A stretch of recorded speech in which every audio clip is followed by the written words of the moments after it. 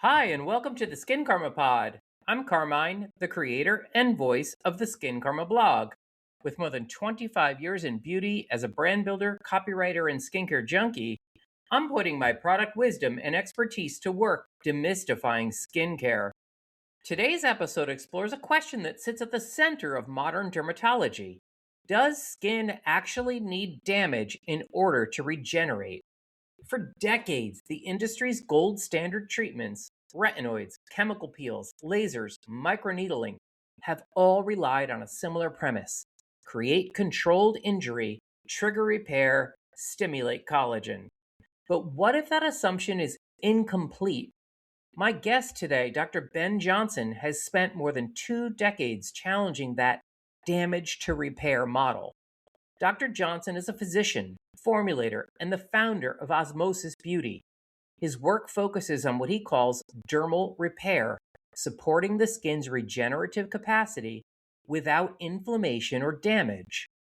Along the way, he's developed some fascinating ideas about skin biology, from the role of vascular supply in collagen production to the importance of facial fat pads in aging, and the systemic factors that can influence skin conditions like acne, rosacea, and eczema.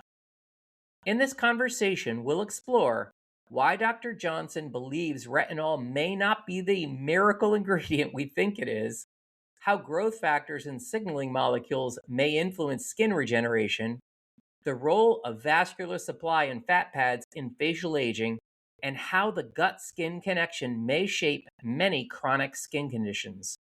Whether you agree with all of his conclusions or not, this conversation will challenge some of the most deeply held assumptions in skincare. And if you're someone who enjoys questioning beauty industry dogma as much as I do, you're going to enjoy this one. So let's get into it. Let's welcome Dr. Ben Johnson to the pod. Dr. Ben, hi. Carmine, it's great to be here. How are you? I'm great. I want to be where you are. It looks Yeah, like you're somewhere tropical. I'm in San Juan, Puerto Rico. I just got done e-foiling this morning and Oh, I'm living my best life. you really are. And for those who are only listening and not viewing this, he's very dewy and healthy looking, and I'm a bit Good. jealous. Yeah. All the niacinamide in the world isn't going to get me that dewy. I do have a lot of niacinamide going through my face. You see? Um, Dr. Ben, before we get started, I want to, and before we dive into the science, Yeah. I like to start with a bit of origin story. Yeah. You've built multiple brands in the professional skincare space, from cosmetics to now osmosis. Yeah. Starting back with your training, take me through your career journey leading up to today. Oh, it was very atypical. My goal when I went to medical school was to be in sports medicine. So you always go through a year of family practice or internal medicine before that journey, and so I did that in Omaha, Nebraska. Went to Creighton University, and then was in what's called physiatry, which is a great channel to non-surgical sports medicine. I didn't want to be an orthopedic surgeon. Those guys do brutal things in the operating room that I just didn't have the heart to do. And then I was a couple years in, and laser hair removal had just been FDA approved for the first time. Oh. And I was like, that's going to be huge. Why don't I start a side business while I'm training to be a sports medicine doc? I'll hire a nurse, open up a clinic. And so I'm in residency, running my clinic. And of course, we're adding Botox. Back then, you injected collagen. And this was in 1997. And then my residency got wind of it, and I didn't even think twice about it. They're like, you can't have a practice while you're still in training, and you got to pick one or the other. And I was like, huh. And then some of my graduates had gone out there and, insurance billing and all the headaches. And I thought, med spa. So I actually opened one of the first chains, medical spa chains, I think, in the country, because it was back in 97. I was one of the first non-plastic surgeon, non-derms, opening up a med spa, and I had 8 by the time that it all imploded on me because I was opening them so fast. I was hiring my friends from high school to be the managers Uh, and bringing in physicians that were licensed in each of the states, and I had no central accounting, and I just did everything, as you might imagine, wrong. And so I lost my shirt. I took the hit on the chin. But while I was doing that, I started cosmetics, which is my first skincare brand, chirally mhm. correct skincare. And it was doing well, and I noticed that I had a talent for it. I was a bit burned out already with clinical medicine, and so I was like, you know what? Let me see what this life is like. And I'm telling you, from there, um, made a couple bad partner mistakes, and then started osmosis. And that journey was initially just to try to create permanent change in the skin. Because even with osmosis, or I should say with cosmetics, I was very proud of the formulas, but my skin was getting older on the line, and I thought, okay, there's something I'm missing in the steps.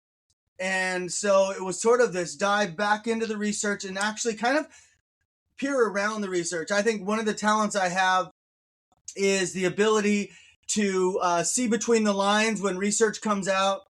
And so I could see kind of where the person who was paying for the study is trying to manipulate us. Mhm. And I'll give you a classic example. Retinoic acid came out with all kinds of studies that said it's amazing. I do not like retinoic acid. It is toxic to your skin. And I was looking at this one study, and the summary of the study was retinoic acid is great. But in the research lines, it said, oh, interesting. The papillary dermis, while using retinoic acid every day, thinned by 18%. It's Mm. like, well, that's interesting. And then when you start to read into, and now you can't even Google search it anymore. It's crazy what kind of gets taken out. But it used to show the retinoic acid causes DNA damage. It's not meant to be used topically. It creates a host of problems topically. It distorts the epidermal barrier, actually prevents it from maturing. And that's Mm. why people get so much redness. And the doctor's like, oh, you're just acclimating to a toxin. I don't think you really want to do that. So that's why people, they'll see their fine lines improve because scar tissue starts to build up in the epidermis, but they actually see a thinning of the epidermis, which is why they get really vascular in appearance over time. And so that was one example of where I was like, whoa, this research could be very misleading, because that doctor said at the end of his study, look, it faded pigmentation. Um, I don't know. It has a variation on the epidermis, but it initially thinned the epidermis, then it thickened it, then it normalized it. It's a summary of events. It distorts the epidermis, but it was just interesting. And so then I started, and by the way, when I lost my shirt in the laser clinics, I Mm. became pretty much anti-laser, because they lied to me. They lied to everybody in the beginning about how it worked. And we all bought these really expensive machines that didn't work hardly at all. And as they improved, they got better. But I just watched the lie after lie. So another example of the lie, as I had an erbium CO2 laser combination, and they say when you heat your skin that it's rejuvenating, that it stimulates collagen. But what they don't tell you is the reason it stimulates collagen is because it burns your existing collagen. And Oh. yeah, you might say, oh, well, all my collagen is damaged, but everyone needs to know your skin is an unbelievable genius of an organ. It's constantly remodeling and repairing the damaged stuff. So, yes, you're going to have some spots that need repair, but burning the house down is not the way to do it. And so when they measured collagen, they're like, ooh, 34% increase in collagen after we burned the bejesus out of you. It's like, well, yeah, the skin was like trying to recover from this emergency burn action. And so that's just a good example of where I got sort of lost. I shouldn't say lost. I got disillusioned by Right. medicine as we know it. And I think a lot of people today are there, just from all the other experiences we've had over the last decade. But, I will just tell you, aesthetics still tells a lie. Every year there's a new laser that burns your skin, and they're like, oh, but this one burns it less. Or, oh, this one burns and it doesn't hurt. And it's like, it's still burning. Still burning your skin, still Yeah, burning your collagen. yeah, I think what's fascinating here, and I was actually, of course I have my usual list of questions. But you kind of dove right into it, and it's the concept that you're pushing back against of controlling damage in order to regenerate skin, yes. right? Yeah. And here's the theory behind it, like control damage. So for what, the last 30 years, and actually a lot less so today, which is always interesting too, by the way, the gold standard was glycolic acid. It says burn off that top layer of skin, and it forces the turnover rate, turnover of the skin, rejuvenates the skin. And so therefore this is a rejuvenating process. And what happens when you use glycolic every day? Well, your brown spots get lighter because you don't give your skin time to repigment. And so people are like, oh, must be rejuvenating. When you burn your skin with acid, it actually does plump it a little bit. So they're Mhm. like, oh, my wrinkles look better even with one application. This stuff's amazing. And the reality was, as we learned, that you are increasing the turnover rate of your skin, but you are compromising it, and you're increasing the daily UV damage because your barrier is now compromised. And so people just hardly don't do it as much as they used to anymore. And yeah, that was the absolute gold standard, And so um, we see these shifts that happen even in medicine today, like statins for cholesterol, the absolute must. You must have it. And now we're like, oh wait, turns out high cholesterol is actually better for you. So it's crazy. You always have to try to use your intuition. I believe heavily in intuition because you just can't trust everything that's coming out. The pharmaceutical industry runs the world, and they're gonna do what makes the most money. And so that's one of the big things I've learned. Yeah, I mean that's absolutely true. And in our discovery call a few weeks ago, um, I think we realized we were simpaticos when I shared that I never put glycolic acid on my face. That Yeah, the only place I put glycolic acid is in my underarms every day as a that's right. That's deodorant. right. I did say that. Yeah, and I probably don't use I don't definitely don't use retinoids in my own daily skincare routine. The only time I do is when I am getting a product sent to me from a brand, and my role is to test it out, right? Yeah. So I'm pretty skeptical of retinol as well. And when you talk about inducing UV, accelerating UV damage or exposing yourself to more UV damage, like that's always been the case with retinoids. Yes. Well, and I have found not the case with retinol. So I do differentiate out retinaldehyde. That's the one ingredient where I pretty much now just teach everyone every other retinol is not doing what you think it is. There's various roles in the skin, and the one role that we know is the supreme role is retinoic acid. But what the skin does is it makes it one molecule at a time. It doesn't have it in a storage container waiting to use. It's a very precious and very powerful tool to make collagen. And so when you put it on your face, the other story I didn't tell is your skin doesn't know what to do with it because it doesn't have a mechanism to get rid of it. And therefore, it communicates to your skin to stop tearing down the bad collagen. And this is why I think it causes thinning, is it Mm. actually has a confusing message in every day. Whereas if my skin's making it right now, right? I went out in the sun. The sun, believe it or not, triggers collagen, and so the sun says, okay, make more collagen. The skin will take retinaldehyde and convert it in one step to retinoic acid. That retinoic acid will go over to a fibroblast. It will activate collagen, and it's utilized. It's not floating around and thinking about what to do. It's very purposeful. And so retinaldehyde is, to me, the trigger to push your skin without, because if you use too much retinaldehyde, your skin will just put it back into storage. Hmm. Whereas if you use too much retinoic acid, your skin gets messed up. And by retinoic acid, just to clarify, we're talking about retin A, tretinoin, and that, Yes. right? Yes. Um, and retinaldehyde is relatively new in the consumer marketplace. It's been about Yeah. 2 years, maybe at most. No, actually, this company called Aven had it. We've actually had it. No, it goes back over 10 years. Oh, We, really? yeah, we've had it a long time. the reason you're seeing it more now is because everyone's starting to realize we were Got right. it. Right. And so we do see more brands with it. But what I'd say to everybody is, look, if their retinaldehyde doesn't have a stabilization system, because the reason why Dr. Kligman was going to do retinaldehyde instead of retin-A, and the reason he didn't is because retinaldehyde was unstable as heck.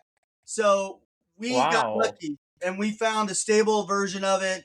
And we liposome deliver it so it doesn't spend as much time in the epidermis, and that's kind of the strategy for us. But it's just one of many tools. Like, it alone will not make reverse aging. You need a village. Right. That's the product you're talking about is this one, right? Correct? Correct has it, yes. Yeah, got it. We have a few products with it. Yeah. One of the most interesting ideas that you raised in our earlier conversation is that collagen loss might not be the entire story of skin aging.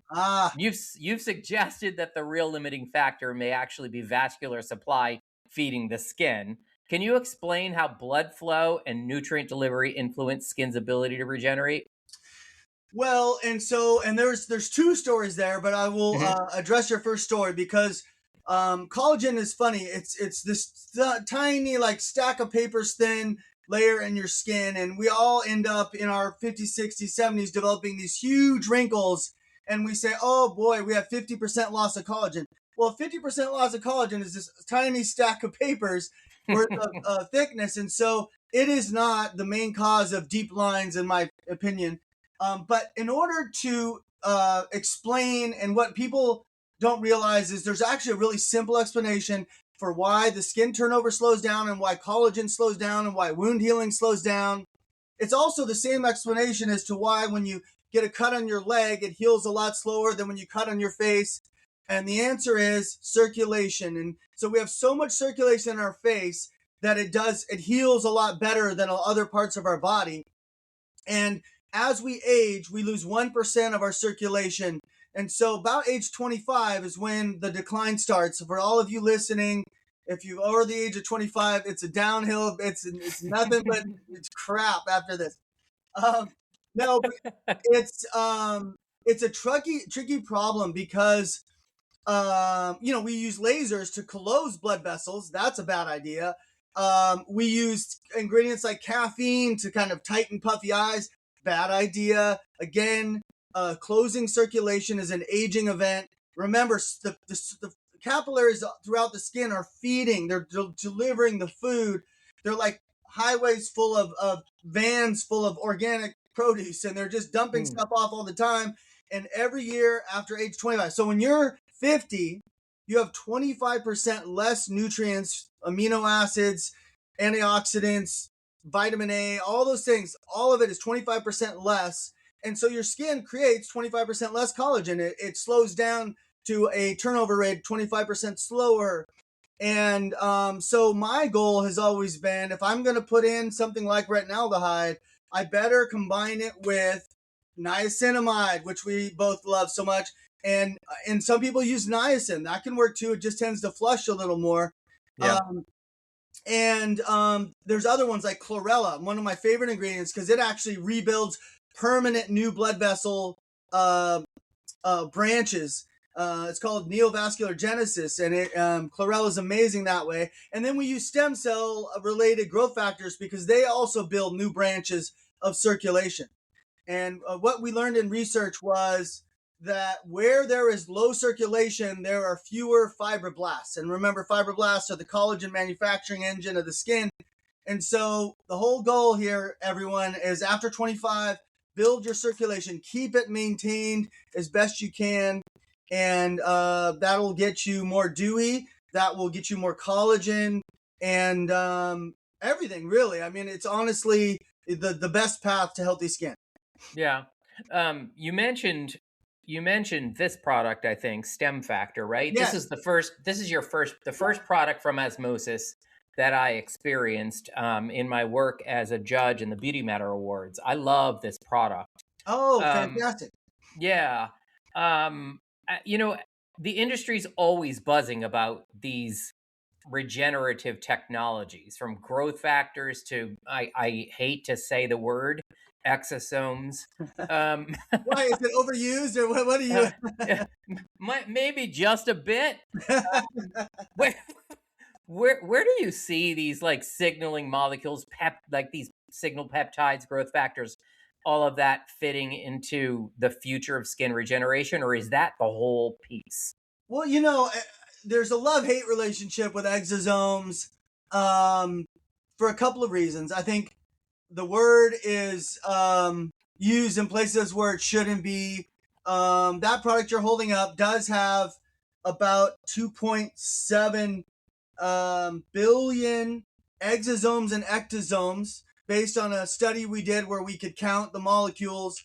And an ectosome is just a slightly larger exosome, essentially.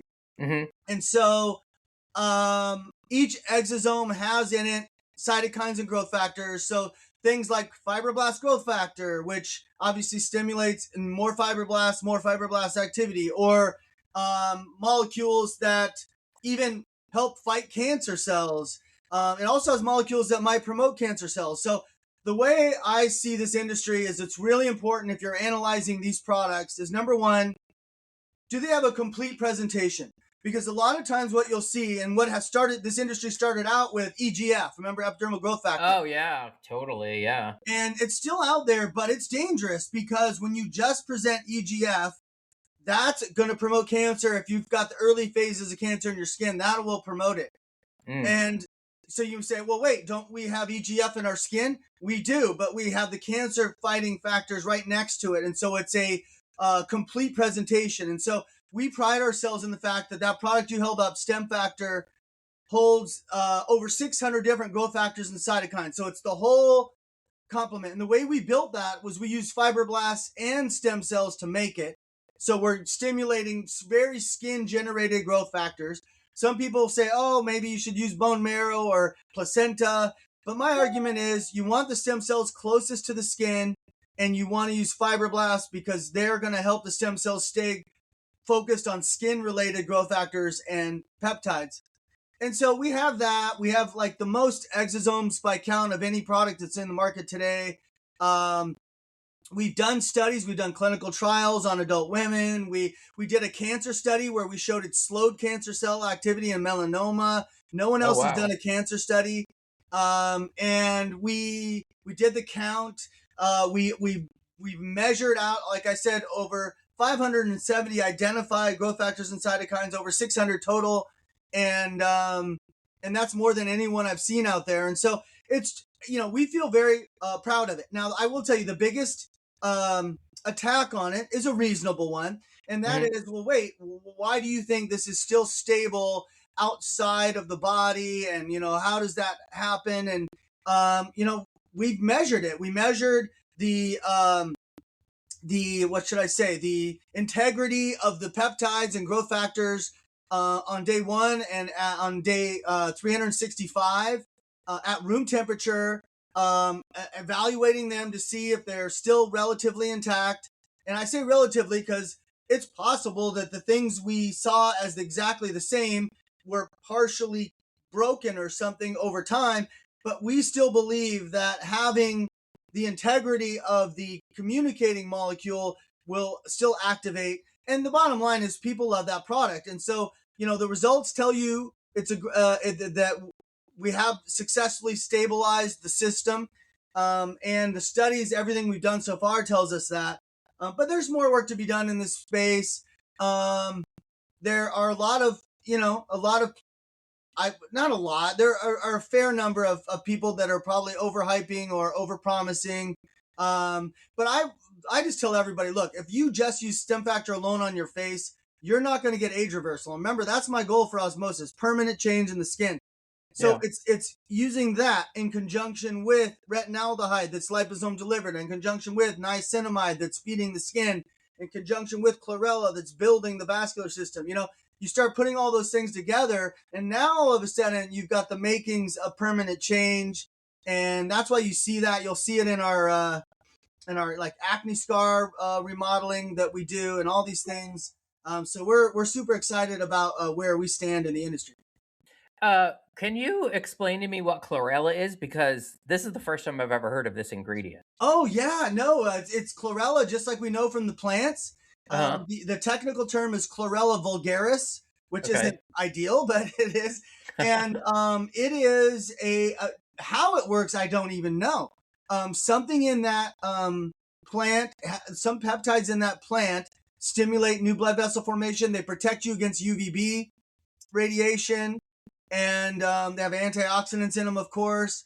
But yeah, it's how do I want to say this? It loses a bit of its life over time. So I Mhm. put a ton of it in so that my formulas actually look green when they start out, because you have to compensate for like a 2-year shelf life. But it's a really cool one.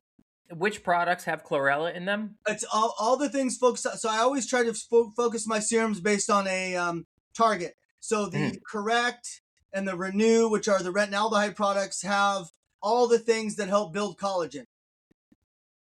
Got it. Um, let's talk shift two and kind of in tandem with the signaling and communication you talked about earlier, cell communication. I want to talk about penetration a bit. Yeah, There's a just like I could wonk out on this could be a whole episode about ingredient penetration. yeah, Um, how do you square that circle? There's a lot of these ingredients yeah, just don't penetrate the skin barrier. But I yeah. think what you're touching on is, when you're talking about signaling, they don't need to penetrate the skin barrier down all the way down because the signals reach, right? This is the part of skincare that is fascinating, still poorly understood. I was just watching a video earlier today, total tangent, sorry, but about how DNA is an antenna and it's reading signals from the cells around it Mm, and then changing its epigenetics, right? And so I yeah. think the same thing is true with the skin. The DNA in the skin is an antenna and it's reading signals of things that are applied that may not make it all the way down, but still create a change. A couple of things I'll say on this. Number one, oh, sorry. Number one is they did a study on growth factors, which are pretty large, much too large to get in through the traditional penetration strategy, transepidermal. They go in through the follicle, they get down to the base of the follicle. There's receptors there. They activate those receptors. They did a study on this 20 years ago, and that appears to be the pathway in. And I want to talk about epidermal needling and all that um, because all of this is such an interesting story to me. I'm a realist, and I don't like to think of myself as a cynic, but it ends up being cynical because we're in the aesthetic industry where it's all marketing and flashy pictures. Yeah. So what I did is I focused on liposome delivery because the pharmaceutical companies said that's the best way to get transdermal. It doesn't get you all the way to the dermis. This is where it's Mm. also interesting. It gets you past the lipid bilayer at the surface, at the stratum corneum, and then the molecule has to work its way in, which it does appear to do because we see real effects from these products.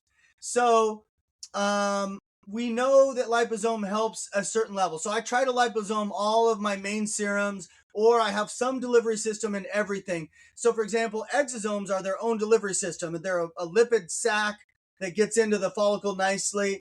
Um, there's another product I have that's made. It's an oxygen stabilized and carried on a lipid, and then you have my liposome delivered serums. And so delivery is critical. It's a biggest part of skincare story, and it's rarely talked about. I almost see zero in the way of liposome delivered serums. I see a few liposome ingredients, okay, but I think it has to do with the cost. I don't know. Phosphatidylcholine turns out, which is my liposome material, is amazing for the barrier. It's amazing for holding in moisture. It causes dewiness, and um, and so I don't know why more people don't do it. It's not cheap. I had to buy a $150,000 machine that compresses them in on liposome material, all the material in together to make liposomes. But other than that, it's I'm just surprised I don't see more of it. And then I've seen actually a couple of company's called liposomes, and they use bone. I'm like, bone is an interesting choice to call a liposome. Tell me how your skin is breaking down bone. All right, I don't think it's going to happen. Now it's going to be stable, and maybe That's for sure. it doesn't work. And so what people have done is they said, okay, well, I've got to get it in some way. And, the old-fashioned way was, well, let's use acid, remove the lipid barrier, and that will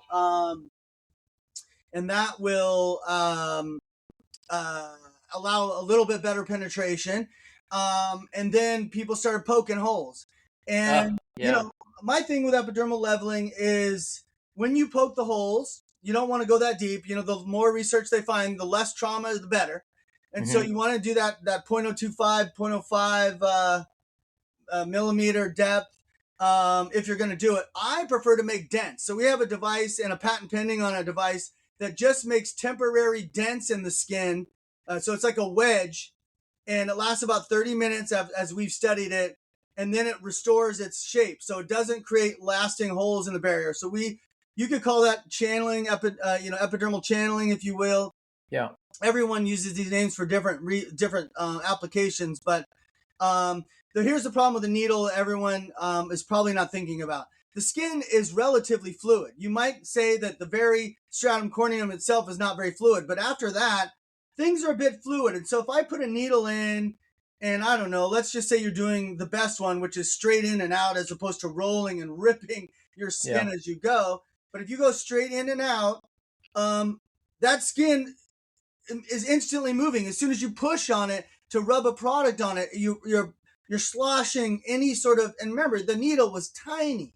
So you had this tiny little gap for a hot minute, and then it's gone, in my opinion. So I don't think epidermal needling gets as much penetration as they'd like to believe.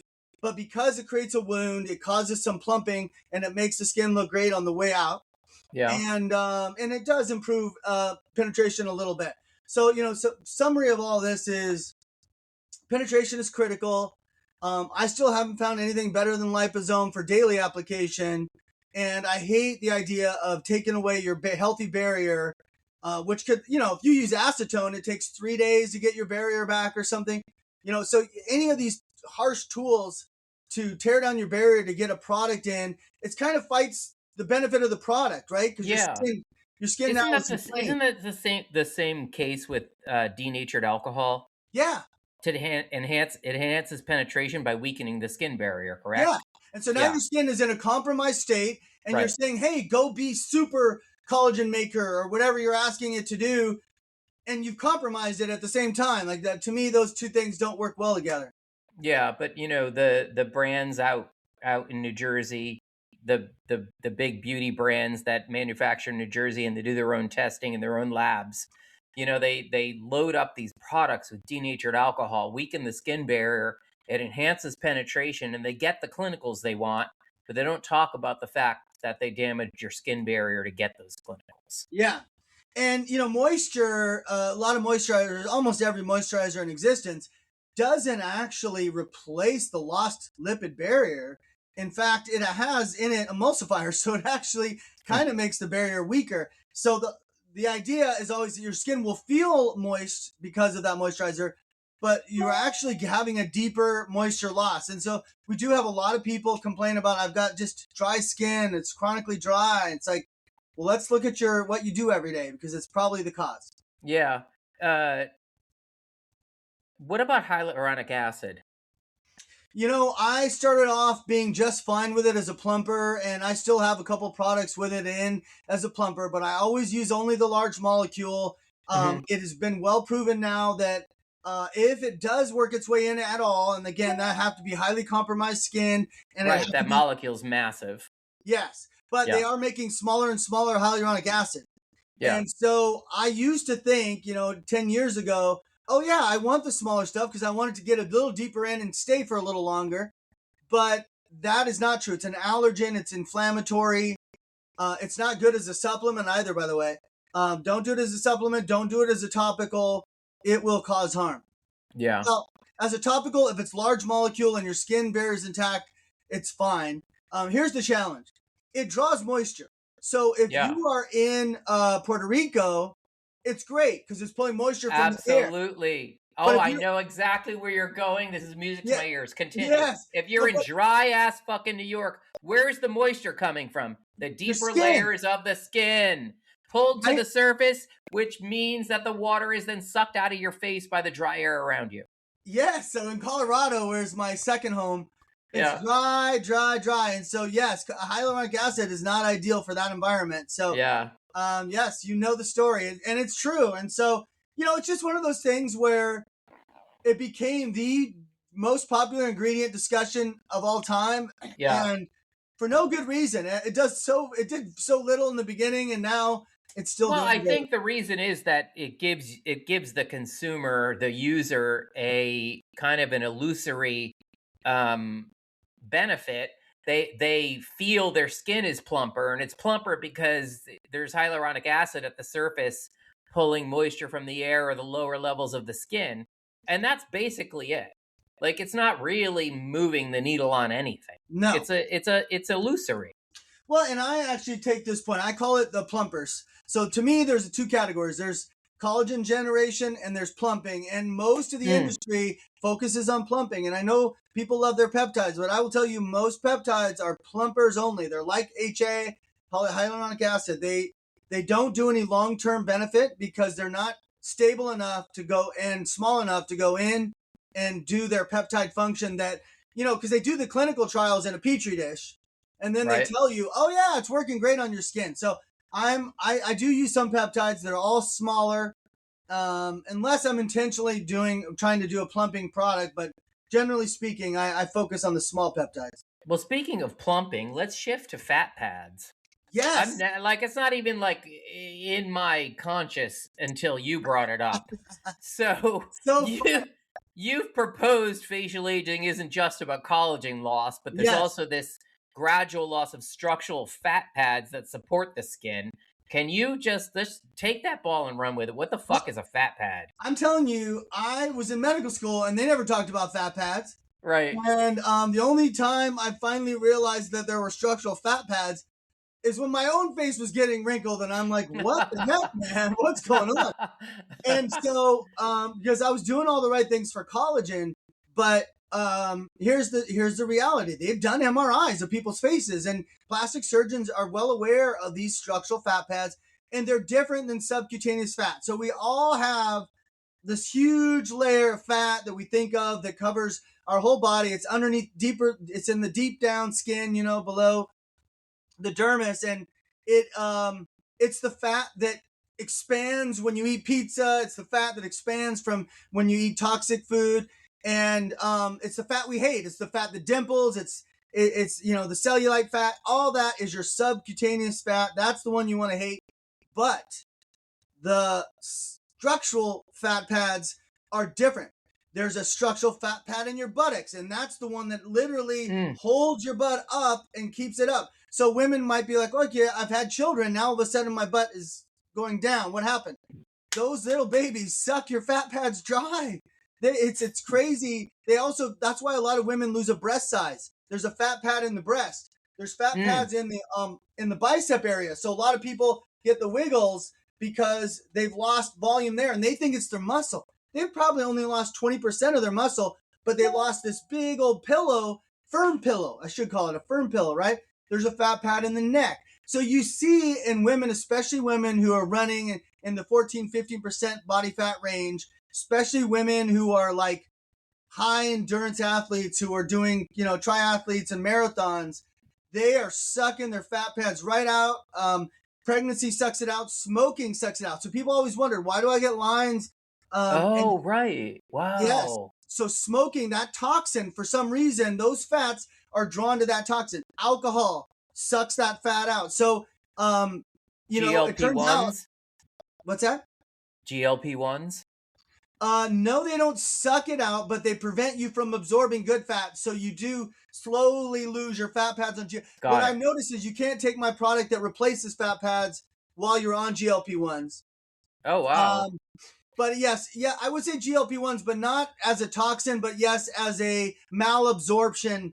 It causes malabsorption. So yes. And so we call it Ozempic face, right? So all Yeah. this is happening right now in real time. No one could understand why they were getting lines when they never sucked on a straw or smoked. And it's all because we run this fine line. And it turns out you don't see this if you eat a lot of olive oil. Olive oil is a great, it's one, this Mediterranean diet is one of the reasons they look so good when they're older, is because they keep giving good fats to their body as they age. And you could put coconut oil in that category. I will tell you that the actual best version of it is a combination of different types of sea buckthorn oil. It's the most precise in reproducing it. And the key here is you don't want to consume massive amounts of fat, but it actually does take a lot. So it takes a tablespoon twice a day. And a tablespoon is a chunk. Like if you're taking gel caps, that's 14 gel caps. A tablespoon twice a day for about 4 months, and you will slowly replenish the fat pads. You've got them on your forehead, under your eyes, around your mouth. They hold your face up. And so nasal labial folds are because your fat pads over here drop. Marionette lines, your fat pads here dropped. Necklines, your fat pad here drops. And it shrinks. The 11s, everyone Botoxes. Fat pad goes right between your brows. So we have a picture of the fat pads on our website at Osmosis Beauty. You can Google it and look it up as well. And the product's called Recovery. It's super cool. It's patent pending. I think I'm just about to get my patent on it. And it's the biggest untold story. So what have people been doing to replace it? Fillers, right? Everyone has been doing fillers, but fillers don't look the same because they move. So fillers are constantly on the move, and people are constantly having to touch them up. And it turns out they last 10 or 15 years. And so people are getting these pillow faces, and the stuff's moving out of their lips to their doing this and their upper lip. And so there's all this stuff. And now finally people are starting to deflate their fillers. And so I'm telling you, 80% of the wrinkle is fat pads, and that's why it's such an amazing way to affect aging. If you have lines at all in your forehead, it's fat pads, not collagen. And so that's for sure. There isn't a lot of collagen in your forehead. Yeah. Well, I mean, you got layer skin, but yeah. Let's shift lastly really to the gut skin connection. Yeah, you've explored the concept that issues like acne, rosacea, eczema may be connected to gut health. Toxin load or, microbiome imbalances. What led you to begin looking at skin through that lens, that framework? I always listen. I don't ever close the door. And so people come up to me randomly, and I remember it was about 15 years ago. Someone came up to me at a trade show and said rosacea was connected to digestive concerns. And then a couple years later, a study came out of the British Journal of Dermatology and said that there was an interesting link that if you have rosacea, you have a much higher risk of having a digestive concern. And I thought it was so funny. They looked at it backwards. And so it's like, no. If you have a digestive problem, you actually have more likelihood of it showing on your skin. So then I began to map it. I have a really cool forum. Actually, Facebook caused us to have to close our forum, but we've moved it over to another platform. But I did 10,000 cases in this forum where estheticians and doctors would write in and say, here's the picture, here's the supplements, here's the medicines. And I just kept gathering data and data and data. And so I started to map it. And you can map digestive zones of rosacea versus liver. They present a little bit differently. Perioral dermatitis is a problem at the end of the colon. A lot of people, there's an epidemic right now of people who have redness right around their nostrils. Doctors are calling it different things. Some people call it perioral dermatitis. Some people call it seborrheic dermatitis. It's neither of those. This is your stomach zone. This is H. pylori in your stomach. Wow. And the tests for H. pylori are flawed. So you go in, you test, 50-50 chance they get it right. But we have a protocol for it. But once you have this, it starts to create perioral dermatitis. So right now, that's also exploding. But I watch movie stars all the time. They all have it. Like everyone has it. Start looking now, people. And look, I'm going to notice it, yeah. It's right next to the nostril. You'll see redness. and it's crazy how many people have it. And so still today in my forum, people send in their pictures, and I'm like, oh. So we mapped the whole area of the face, learn the digestive connection. So I'll tell you the main takeaways. Number one takeaway, Candida is the number one cause of skin problems in America. That's a yeast that grows in your microbiome, and it is pushed by taking antibiotics, eating sugar, and too much dairy, especially the bad dairy that doesn't melt. And so a ton of people have Candida. And so it causes acne in the forehead, cheeks, and around the mouth. And then you have acne on the jawline. This is from food preservative toxins. And those pea protein and several different fast food. That's why people get acne here. And then the neck is pesticide acne. So if you're getting acne or ingrown hairs on your neck, it's actually just pesticide acne. And then the chest is chlorine acne. And that comes from tap water. And so we proved it. Like we change their diet, say, hey, stop eating non-organic fruits and veggies. Take this pesticide binder. We have a supplement called Skin Defense. And then watch and see, and it clears. And so we're so excited about this because it completely rewrites the dermatologic textbooks. We know it's right because we just clear 99% of our cases. And it's all about a gut skin connection, a liver skin connection. Liver spots are actually from liver damage. Melasma is from liver damage. And so we focus supplements on liver, on gut, depending on, what the source of the problem is. So it's super fun. It's also like you'll be the least popular person at the party, but you'll have a lot of fun because you'll diagnose people while you're talking to them. You'll say, oh, look, you've got Candida. Oh, you've got H. pylori. Cut dairy, cut chips, yeah, cut sugar. I actually hosted a dermatologist out of San Francisco on the podcast that just went live last week, and she's created this program to help fight acne by addressing these gut skin concerns, and primarily by switching up your diet. Just immediately, she has an online program, and just immediately cutting out dairy, cutting out all sugar, cutting out these non-whole foods, these preservative heavy foods, and proving to people that their acne will clear up within a matter of a couple weeks. It's mostly true. What I've learned is there's two issues. The magnesium and certain supplements, too much vitamin C actually, and then dairy, they all cause a mucus reaction in your gut. Mucus doesn't leave right away. So I found I had to make a supplement. We just got the patent on it actually, that melts mucus out of the gut and the body. And so a lot of people, if you're stuffy in your nose, you have mucus in your gut. So you can actually wow. Yeah. And so sometimes the mucus has been around for over a year. You need fiber to pull it out. So I made another supplement to pull out the hard mucus. And so that's really what I would say is maybe that dermatologist is finding some of the stubborn cases. But it's more than just that. You also need to shrink Candida.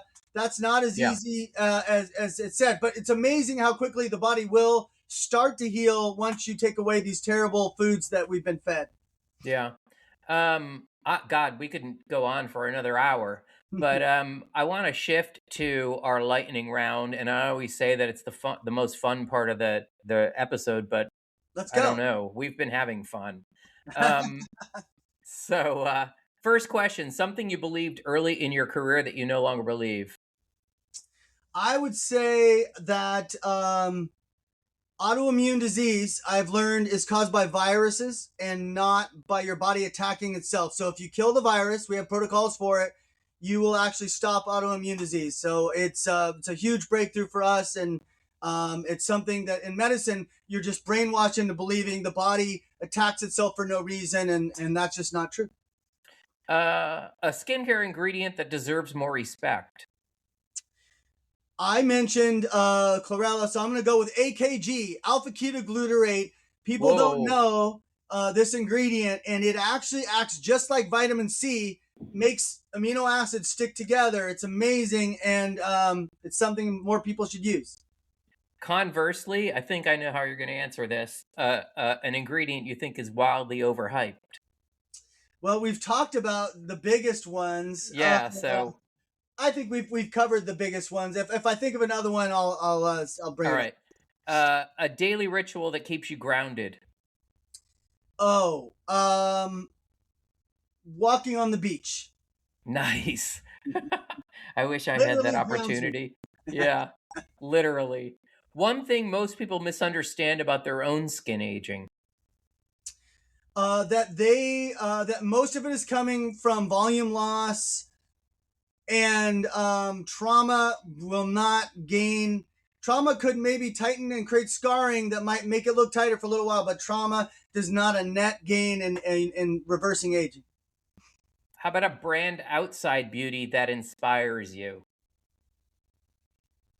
I've been disillusioned. Like I was Tesla crazy, and now I'm anti-Tesla. Oh, yeah, that's kind of sad, What isn't it? inspires me? Oh my gosh, a brand outside of aging. What am I in love with right now that I have in my? I don't know. I don't even know. I had to do a pass on that one. All right. Finish this sentence. The future of skincare is Promising. We are like the information's coming out. Listen, the problem with the AI is garbage in, garbage out. AI yeah. is pulling all this data that's the untrue stuff, telling you that lasers are good. It might even say alpha hydroxy acids are good. Like you can't trust it if it's not pulling the data. So there we have breakthrough ideas that need to be explored. I'm looking to find universities, researchers to go, hey, is this true? Prove it out in your own studies. Let's start doing research that's not paid for by pharmaceutical companies, and we'll see what kind of amazing things can happen. Awesome. Dr. Ben, I appreciate you. I'm going to drop links in the show notes for the products. Stem Factor, Nice. killer serum. Love this stuff. Thank you. Thanks so much. Enjoy Puerto Rico. I'm living vicariously through you. No, Carmine, enjoy LA. You're about to be living the dream. Yes, sir. 3 days to go. All right. Thanks. Thank you. Ciao. All right. Thank you for listening to the Skincarma Pod. Find more insights, real talk, and reviews of my favorite skincare products on the Skincarma blog at skincarma.com. And if you're listening on Apple Podcasts or Spotify, please rate and review this episode. It helps me to reach more listeners. Ciao.